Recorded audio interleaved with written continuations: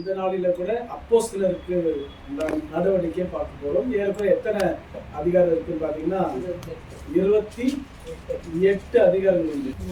அப்போஸ்தலர் நடவடிக்கை யார் எழுதுன்னு பாத்தீங்கன்னா லூக் எழுதுறாரு. யார் எழுதுறாரு? லூக் எழுதுறாரு. பவுல் எழுதல, ஆனா பவுலுடைய ஊழியங்களை தான் பத்தி போட்டிருக்கு. ஆனா பவுல் எழுதவே இல்லை. அப்படின்னா சுத்தமா இயேசுக்கு பிறகு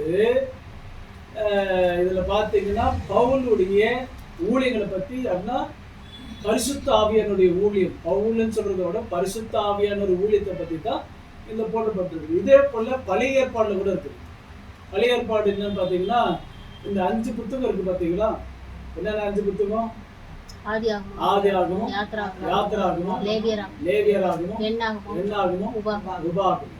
இந்த 5 புக்குக்கு ஆதாரமாக மற்ற எல்லாமே ஊழியம் நடந்துச்சு. அதனுடைய அடிப்படை தான் 1-2 சாமுவேல், 1-2 நாளாகமம், 1-2 ராஜாக்கள். இந்த 6 புத்தகத்துல என்ன நடந்துச்சோ அதுதான் நீங்க அதுக்கு பிறகு பார்க்கலாம். எல்லா தீர்க்கதரிசிகள் வராங்க பாருங்க, ஏசாயால இருந்து கடைசி மலாக்கி வரைக்கும் பார்க்கலாம். ஒவ்வொரு காரியத்தை இதெல்லாமே ஏற்கனவே அங்க நடந்துருச்சு. அதுதான் அங்க சுருக்கமா அங்கே எழுதிட்டான். இப்ப அந்த 5 புக்கு யார் எழுதுன்னு பாத்தீங்கன்னா மோசே தான் எழுதினார். யாரு?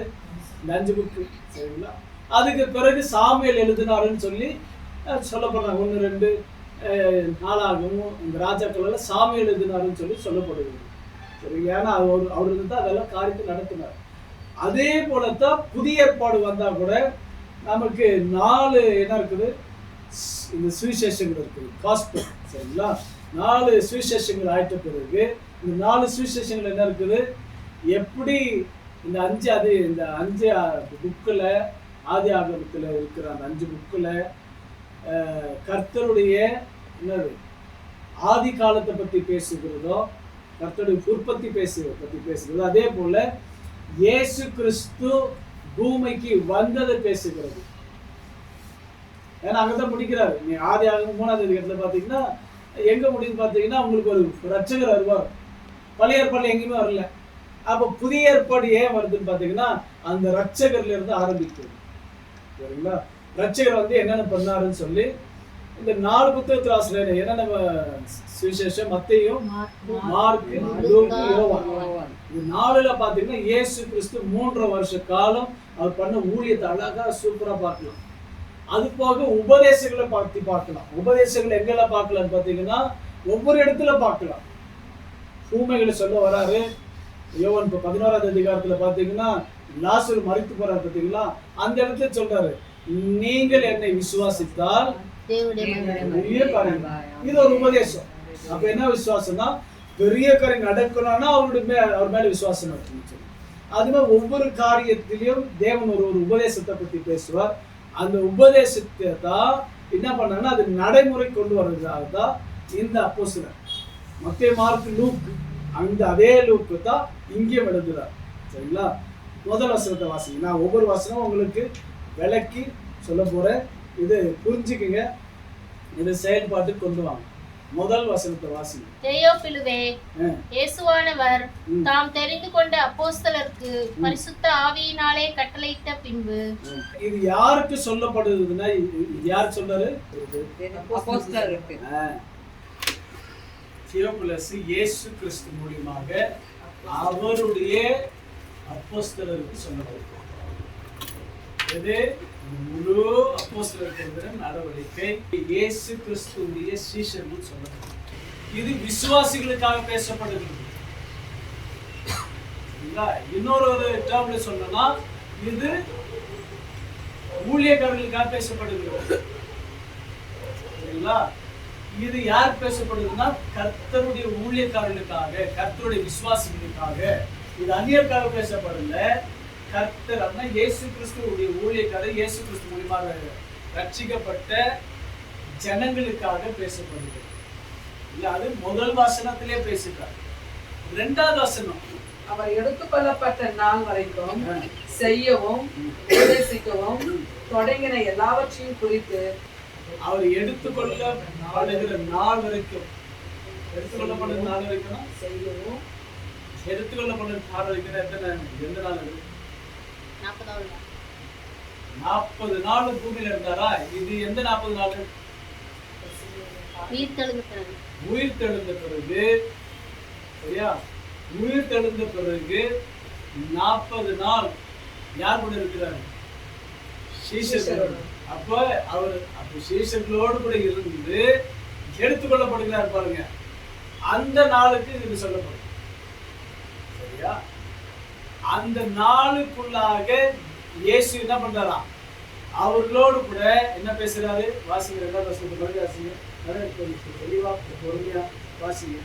எடுத்துக்கொள்ளப்பட்ட நாள் வரைக்கும் செய்யவும் உபதேசிக்கவும் செய்யவும் உபதேசிக்கவும் தொடங்கின எல்லாவற்றையும் குறித்து என்ன பண்ணாரு? தொடங்கிட்டாரு. என்னது? அவருடைய செயலை தொடங்கிட்டாரு. அப்போ 3 வருஷம் தொடங்காதது. சரிங்களா? 3 வருஷம் பூமியில இருக்க வரைக்கும் எதுவுமே தொடங்கல. அப்ப அவர் என்ன செஞ்சுட்டு இருந்தாரு? உபதேசத்தை பண்ணிட்டு இருந்தாரு, ஜனங்களோடு பேசிட்டு இருந்தாரு. சரிங்களா? என்ன ஆரம்பிக்கல அவரு? தன்னுடைய ஜனங்கள் யூதர்களோடு பேசின 3 வருஷம் அதை விட்டுருங்க. இந்த 3 வருஷம் யாருக்கு பேசினாரு? அவங்க ஜனங்கள் எப்படியாகிலும் என்னது வெளிப்பாடுகளை கொண்டு வரணும். ஒருத்தனும் வரல. அதனாலதான் மத்தேயுல நீங்க வாசிக்கும் போது அவங்க திட்டாரு. என்னது? விபச்சாரத்தின் பிள்ளைகளே திட்டாரு. வேசின் பிள்ளைகளை ரொம்ப அசிங்கமா திட்டாரு. வேசின் பிள்ளைகளே திட்டாரு. பாருங்க, யார சொந்த ஜனங்களை திட்டாரு. ஆனா இப்ப அந்த விஷயத்தை பத்தி பேசுறாருல. இப்ப எந்த விஷயத்தை பத்தி பேசுறாருன்னா எந்த விஷயத்த? அவருடைய செயல் ஆரம்பிச்சுட்டாரு. அது சொல்ல வர்றாரு. எங்க ஆரம்பிச்சிருக்காரு? உலகத்துக்கு பொதுவா உலகத்தின் ஜனங்களுக்கு ஆரம்பிச்சுட்டாரு. நம்மளாம் அதனாலதான் நம்மளால ரட்சிக்கப்பட்டிருக்கோம். அவர் ஆரம்பிச்சிடலன்னா 40 வருஷம் 40 நாள் உபதேசம் பண்ணிட்டு அவரு 40 நாள் உபதேசத்தோடு ஆரம்பிச்சிட்டாரு. அவருடைய செயல் ஆரம்பிச்சிட்டாரு. என்ன செயல் அது? ரட்சிப்பின் செயல். சரிங்களா? ரட்சிப்பின் செயல் ஆரம்பிச்சார். கொலோசியர் 4:14 வருஷத்தை வாசிங்க. ரட்சிப்பை பத்தி பேச ஆரம்பிச்சாரு. எப்ப? இந்த 40 நாள் ஆரம்பிக்க நடிக்க ஆரம்பிச்சிட்டாரு. இந்த உலகத்துக்கு ரட்சிப்பு ஆரம்பிச்சிட்டாரு. 4ஆம் அதிகாரம் 14ஆம் வசனம். பிரியமான வைத்தியனாகிய லூக்காவும் தேமாவும் உங்களுக்கு வாழ்த்துதல் சொல்லுகிறார்கள். 1 பேதுரு 2ஆம் அதிகாரம் 23ஆம் வசனத்தை வாசிங்க. நாம் பாவங்களுக்கு செத்து என்ன காரியத்தை ஆரம்பிக்கிறார் பாருங்க. 40 நாள் ஆரம்பிக்கிற பாருங்க. இது முன்னாடி நடக்குது பாருங்க. என்ன நடக்குது? 40 நாள் தபசு காலம் நடந்துச்சுங்களா? கரெக்டா? 40 நாள் தபசு காலம். அவர் மரிக்கிறார், உயிர் எழுதுறாரு. எழுந்த உடனே என்ன நடக்குதுன்னா அவருடைய செயல் வாசி. நாம் பாவங்களுக்கு செத்து. பாவங்கள் அப்படின்னா 1 பேதுரு 2ஆம் அதிகாரம் 24ஆம் வசனத்துல நாம் பாவங்களுக்கு செத்து நீதிக்கு பிழைத்திருக்கும்படிக்கு நல்லா புரிஞ்சுக்கணும். பாவங்களுக்கு மரித்து செத்து நீதிக்கு பிழைத்திருக்கும்படிக்கு அவர் தாமே தமது சரீரத்திலே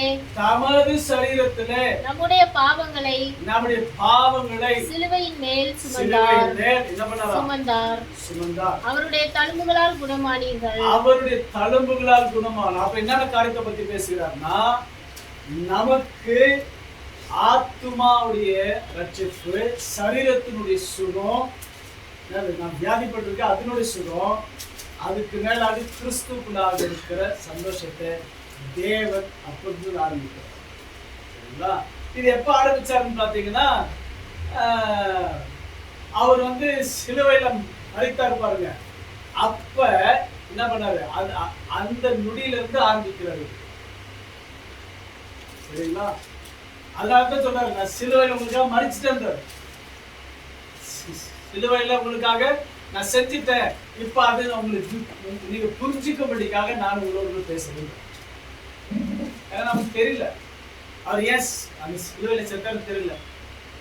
எஸ் அந்த சிலுவை தூக்கினா தெரியாது. எதுக்கு அவருக்கு அவமானம் தெரியாது. எதுக்கு ரத்தமெல்லாம் சிந்தப்பட்டாலும் தெரியாது. அந்த செயலை தேவன் இயேசு தான் ஆரம்பிச்சிருக்கணும். வேற யாரும் ஆரம்பிச்சிருக்க முடியுமா? சொல்லுங்க. வேற யாரும் ஆரம்பிக்க முடியாது. இயேசு மாத்திரம் தான் ஆரம்பிக்க முடியும். இயேசுக்கு மாத்திரம் தான் அந்த அதிகாரம் உண்டு. இயேசு மாத்திரம் தான் அவருடைய ரத்தத்துக்கு வேல்யூ தெரியும். நமக்கு தெரியுமா? சொல்லுங்க பார்க்கலாம். நம்ம பிள்ளைங்களுக்கு காயமாகும், ஏதோ ஒரு ஒரு அடிபட்டுருச்சு. இந்த ரத்தத்தின் வலி நமக்கு தான் புரியுமா இல்லை மற்றவங்களுக்கு புரியுமா? எனக்கு தான் அதிகமாக வேதனை இருக்கு. ஏன் சொல்லுங்க பார்க்கலாம். என்னுடைய பிள்ளைய என்ன போச்சு, அடிபட்டுட்டு இப்ப கஷ்டத்துல இருக்கிறான். அந்த வலி எனக்கு நோவுது. கரெக்டுங்களா? அதே மற்றவங்களுக்கு அடிபட்டுச்சுன்னா என்ன பண்ணுவோம்? பரிதாபம். இவ்வளவுதான் நம்ம சொல்ல முடியும். அந்த வழியை ரொம்ப சீரியஸா எடுத்துக்க முடியாது. சொந்தத்திலே ஆயிட்டா கூட ரொம்ப சீரியஸா எடுத்துக்கணும். ஏன் இன்னும் சொல்ல போனா சொந்த அப்பா அம்மாக்கு ஆனா கூட ரொம்ப சீரியஸா எடுத்துக்க மாட்டோம். நம்ம பிள்ளைகளுக்கு ஆச்சுன்னா ரொம்ப சீரியஸா எடுத்துக்கோ. ஏன் சொல்ல பார்க்கலாம். ஏன் ரத்தம். ஆனா எனக்கு ஏதாச்சும் ஆச்சுன்னா யார் பொழிக்குது? ஏன் அப்பா அம்மாக்கு வலிக்குது. அப்போ வலி எங்க இருக்கு பார்த்தீங்களா? ஏன்னா இவர் மரியாளுடைய மகனும் இல்லை, யோசேப்புடைய மகனும் இல்லை. யாருடைய மகன் இவரு? பிதாவுடைய மகன். அதனால்தான் அவருக்கு வலிக்குது. அதனால்தான் அவர் சொல்றாரு, சிலுவையில சொல்றாரு, பிதாவை ஏன் என்னை கைவிட்டு. அப்ப பிதாவுக்கு எவ்வளவு வலிச்சா அவருக்கு கைவிட்டு நல்ல வந்துச்சு. சரிங்களா? அப்ப அந்த காரியத்தை இவர் ஆரம்பிக்காம போயிட்டாருன்னா அவர் எடுத்துக்கொள்ளப்பட்ட நாள் வரைக்கும் செய்யவும் உபதேசிக்கவும் தொடங்கின எல்லாவற்றையும் குறித்து 40 நாள் என்ன பண்ணாரு? சொல்லவும் செய்யவும் உபதேசித்தார். எது பத்தி உபதேசித்தாரு? வாசிங்க. அவர் பாடுபட்ட பின்பு 40 நாளளவும் அப்போஸ்தலருக்கு தரிசனமாகி தேவனுடைய ராஜ்யத்துக்குரியவைகளை அவர்களுடனே பேசி. என்ன பேசினாரு? 40 நாள் என்ன பேசுறாராம்? பரலோக ராஜ்யத்தை பத்தி பேசுகிறார். என்ன பேசுறாரு? பரலோக ராஜ்யம். என்ன யார்கிட்ட பேசுறாரு? யார்கிட்ட பேசல. ஆனா 3 வருஷம் இருக்கும்போது எல்லார்ட்டும் பேசினாரு.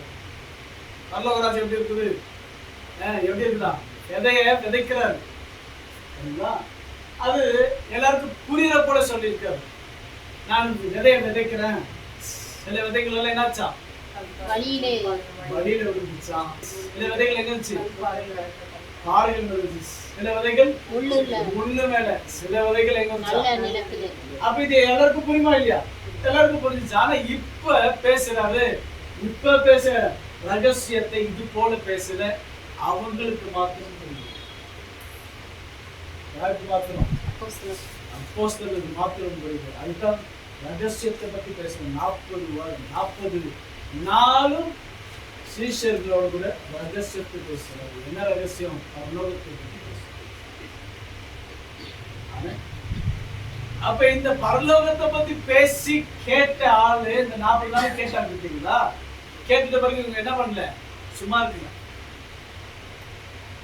40 நாள் ஒரு டீச்சிங்ல வந்துட்டாங்கம்மா. 40 நாள் போயிட்டு கிளாஸ் போயிட்டு அட்டென்ட் பண்ணிட்டாங்க. இதுக்கப்புறம் இவங்க என்ன பண்ணணும்? போயிட்டு இறங்கிடணும். ஏன்னா கேட்டதே இவங்க செயல்முறை கொண்டு வரணுமா இல்லையா? வரணும். அவன் 3வது வசனம் 4வது வசனம் வாசனம்.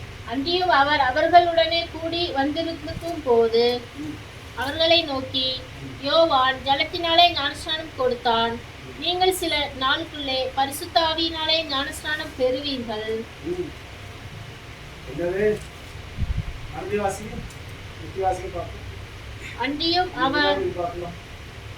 அன்றியும் அவர் அவர்களுடனே கூடி வந்திருக்கும் போது அவர்களை நோக்கி, யோவான் ஜலத்தினாலே ஞானஸ்நானம் கொடுத்தான். யோவான் ஜலத்தினாலே ஞானஸ்நானம் கொடுத்தார். இது யாருக்கு சொல்றாரு? அப்போஸ்தலருக்கு சொல்றாரு. அப்ப அப்போஸ்தலர் எந்த ஞானஸ்நானம் எடுத்திருக்காங்க? அப்பா சொல்றாரு. பரிசுத்த ஆவி. அதான் வசனத்தை தெளிவா வாசிங்க. யோவான் ஜலத்தினாலே ஞானஸ்நானம் கொடுத்தான். நீங்கள் சில நாளுக்குள்ளே பரிசுத்த ஆவியினாலே ஞானஸ்நானம் பெறுவீர்கள்.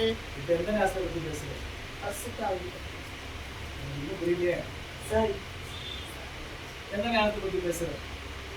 மத்தேயு சுவிசேஷத்துல இருக்கு.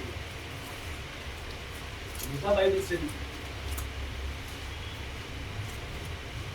3ஆம் அதிகாரத்துல வாசி, 5ஆம் வசனத்தை வாசி. இப்பொழுது எருசலேம் நகரத்தாரும் யூதேயா தேசத்தார் அனைவரும் யோர்தானுக்கு அடுத்த சுற்றுப்புறத்தார் யாவரும் அவனிடத்தில் போய் தங்கள் பாவங்களை அறிக்கையிட்டு யோர்தான் நதியில் அவனால் ஞானஸ்நானம் பெற்றார்கள்.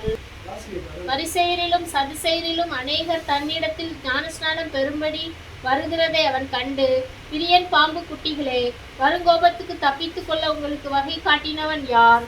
மனம் திரும்புதலுக்கு ஏற்ற கனிகளை கொடுங்கள். ஆபிரகாம் எங்களுக்கு தகப்பன் என்று உங்களுக்குள்ளே சொல்லிக் கொள்ள நினையாதிருங்கள். தேவன் இந்த கல்லுகளினாலே ஆபிரகாமுக்கு பிள்ளைகளை உண்டு பண்ண வல்லவராய் இருக்கிறார் என்று உங்களுக்கு சொல்லுகிறேன். இப்பொழுதே கோடாரி ஆனது மரங்களின் வேரருகே வைத்திருக்கிறது. ஆகையால் நல்ல கனி கொடாத மரமெல்லாம் வெட்டுண்டு அக்கினியிலே போடப்படும். மனம் திரும்புதலுக்கென்று நான் ஜலத்தினால் உங்களுக்கு ஞானஸ்நானம் கொடுக்கிறேன். மனம் திரும்புதலுக்கு ஏற்ற ஞானஸ்நானம் நான் கொடுக்கிறேன். எனக்கு பின் வருகிறவரோ என்னில் வருகிறவரோ என்னிலும் வல்லவராய் இருக்கிறார். வராது, எனக்கு மேல வல்லமையா இருக்கிறாரு. அவருடைய பாதரட்சைகளை சுமக்கிறதற்கு நான் பாத்திரன் அல்ல. அவர் பரிசுத்த ஆவியினாலும் அக்கினியினாலும் உங்களுக்கு ஞானஸ்நானம் கொடுப்பார். அப்ப யோவான் ஞானஸ்நானம் என்ன பண்ணுச்சுன்னா ஒரு அளவுக்கு தான் என்னது, அதுக்கு வேல்யூ இருக்கு, எல்லாத்தையும் வேல்யூ இல்லை. அவர் என்ன சொல்றாரு, நானும் எதுல ஞானஸ்நானம் தரேன்? அப்படி வாசிங்க.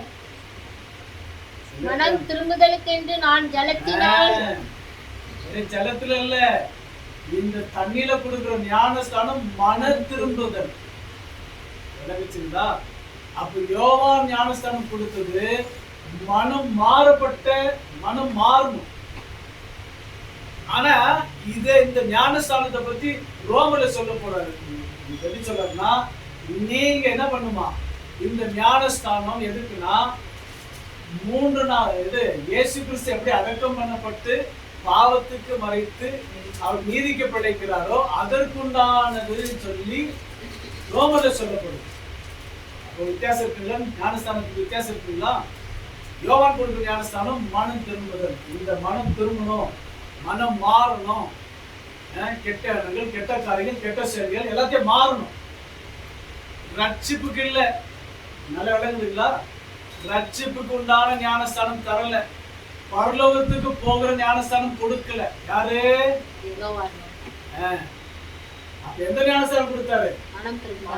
மனம் திரும்புதலுக்கு உண்டான ஞானஸ்தானம். இது யார் யார் கொடுத்திருக்காரு? ஸ்ரீசர்களுக்கு, எல்லா ஸ்ரீசர்களுக்கும் கொடுத்துட்டாரு. நான் பார்த்துக்கிறேன், நீங்க எல்லாம் மனம் திரும்பி அவரோட கூட போயிட்டோம். ஏன்னா ஒருவேளை இவங்க எடுக்காம இருந்திருந்தா அங்க இவங்க என்ன பண்ணிருப்பாரு? ஏசு என்ன சொல்லிருப்பாரு? இங்க அப்போ என்ன சொல்லிருப்பாரு? யோவானை பத்தியே பேசிருக்க மாட்டார். கரெக்டுங்களா? யோவான ஞானஸ்தானம் பத்தி பேசிருக்க மாட்டார். அப்ப இவங்க டேரக்டா என்ன சொல்லிருப்பாரு? நீங்க போயிட்டு எங்கேயாச்சும் போயிட்டு ஞானஸ்தானம் எடுத்துக்கணும்னு சொல்லி. கரெக்டா இல்லையா? அப்படி சொல்லல. அப்படின்னா என்ன அர்த்தம்னா, இவங்களும் இயேசு கூட யோவான் மனம் திரும்புவதற்கு உண்டான ஞானஸ்தானம் எடுத்தார்கள். இப்ப இவங்க எதுக்காக காத்திருக்கணும்? என்ன சொல்றாரு? எனக்கு பின் வருகிறவரோ, வாசி. எனக்கு பின் வருகிறவரோ என்னிலும் வல்லவராய் இருக்கிறார். அவருடைய பாதரட்சைகளை சுமக்கிறதற்கு நான் பாத்திரன் அல்ல. அவர் பரிசுத்த ஆவியினாலும் அக்கினியினாலும் உங்களுக்கு ஞானஸ்நானம் கொடுப்பார்.